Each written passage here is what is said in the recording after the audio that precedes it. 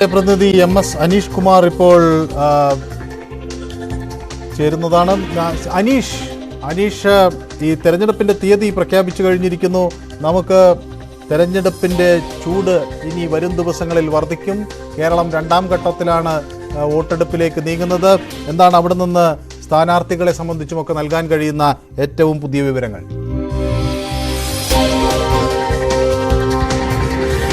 കോഴിക്കോട് ജില്ലയിലെ സ്ഥാനാർത്ഥികൾ ഒരുപക്ഷെ നേരത്തെ തന്നെ നിശ്ചയിക്കപ്പെട്ട ആളുകളാണ്. പ്രത്യേകിച്ചും കോഴിക്കോട് മണ്ഡലത്തിലെ സ്ഥാനാർത്ഥികൾ.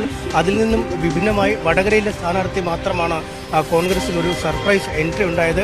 അതുകൊണ്ട് തന്നെ കടുത്ത പോരാട്ടം നടക്കുന്ന ഒരു മണ്ഡലമായി വടകര മാറുകയും ചെയ്തിരിക്കുന്നു. നമ്മളിപ്പോൾ ഉള്ളത് കോഴിക്കോട് മണ്ഡലത്തിലെ ഇടതുപക്ഷ സ്ഥാനാർത്ഥി എളമരം കരീമിൻ്റെ പര്യടനത്തിലാണ്. അവർ ഈ കോവൂർ മേഖലയിൽ ആളുകളെ കണ്ട് വോട്ട് തേടുന്നതിനുള്ള ഒരു യാത്രയായിരുന്നു. അതിനിടയിലാണ് തെരഞ്ഞെടുപ്പ് പ്രഖ്യാപിച്ചിരിക്കുന്നത്. എന്തായാലും നേരത്തെ തന്നെ വോട്ടെടുപ്പ് ഈ ജനങ്ങളുടെ ഇടയിലേക്ക് ഇറങ്ങിക്കഴിഞ്ഞെങ്കിലും ഈ ആവശ്യമായ സമയം കിട്ടുമെന്നതാണ് സ്ഥാനാർത്ഥി അടക്കമുള്ളവർ പറയുന്നത്.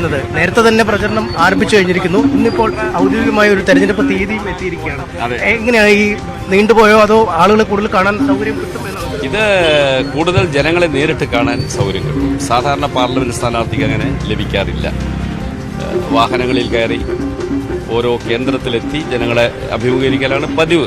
അതിനേക്കാൾ കൂടുതൽ ഗ്രാമങ്ങളിലേക്കൊക്കെ ചെല്ലാൻ, ജനങ്ങളോട് സംസാരിക്കാൻ അവസരം കിട്ടും. ഇന്നത്തെ രാഷ്ട്രീയ സാഹചര്യം വിശദീകരിക്കുന്നതിനനുസരിച്ച് LDFന് ജനപിന്തുണ കൂടും.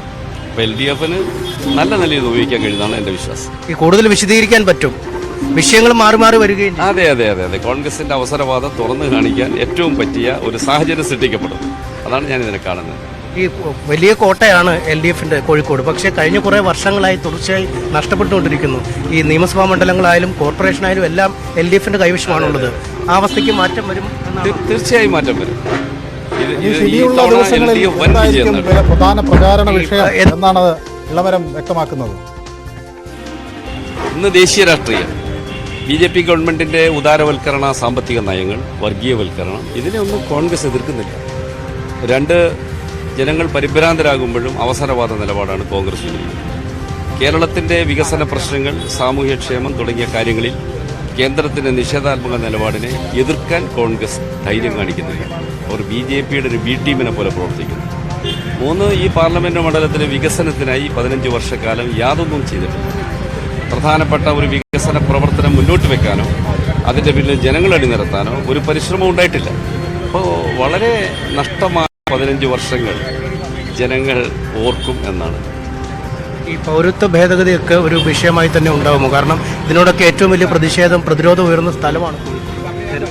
തീർച്ചയായിട്ടും അത് ജനങ്ങളുടെ ഒരു വികാരമാണ്.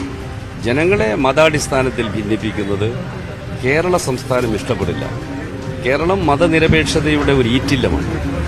അതുകൊണ്ട് മതനിരപേക്ഷതയെ വെടിഞ്ഞ് വർഗീയവൽക്കരണത്തിലേക്ക് പോകുന്ന നിലപാടിനെ കേരളം ശക്തമായി എതിർക്കും. അതുകൊണ്ടാണല്ലോ BJPക്കും RSSനും അവർ പ്രതീക്ഷിക്കുന്ന പോലെയുള്ളൊരു പിന്തുണ കേരളത്തിൽ കിട്ടാത്തത്. ഈ ന്യൂനപക്ഷ വോട്ടുകൾ, അത്തരം ഈ ലീഗിന്റെ അസംതൃപ്തരായ അണികൾ, അങ്ങനെയൊക്കെ മേഖലകളിൽ നിന്ന് കൂടുതൽ വോട്ടുകൾ പ്രതീക്ഷിക്കുന്നുണ്ട്. ഞങ്ങൾ എല്ലാ മനുഷ്യരുടെയും വോട്ടുകളാണ് പ്രതീക്ഷിക്കുന്നത്. അല്ല, അതും പോലും അവർ ആദ്യം ഈ കരീംക എന്ന പ്രചരണം നടത്തിയത് പോലും അത്തരം ലക്ഷ്യം വെച്ചാണെന്നൊക്കെ പറഞ്ഞാണ് ലീഗൊക്കെ ആദ്യ ഘട്ടത്തിൽ തന്നെ രംഗത്തെത്തിയത്. ഞങ്ങളുടെ അജണ്ടയുടെ അടിസ്ഥാനത്തിലാണ് തെരഞ്ഞെടുപ്പ് നേരിടുന്നത്.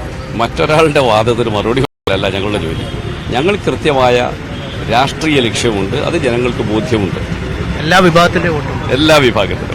തീർച്ചയായും ഈ കഴിഞ്ഞ 3 തവണയായി മണ്ഡലം നഷ്ടപ്പെട്ടിരിക്കുകയാണ് LDFന്. അത് കൃത്യമായി ഇത്തവണ ചിട്ടയായ പ്രവർത്തനത്തിലൂടെ തിരിച്ചു പിടിക്കും എന്നാണ് അദ്ദേഹം പറയുന്നത്.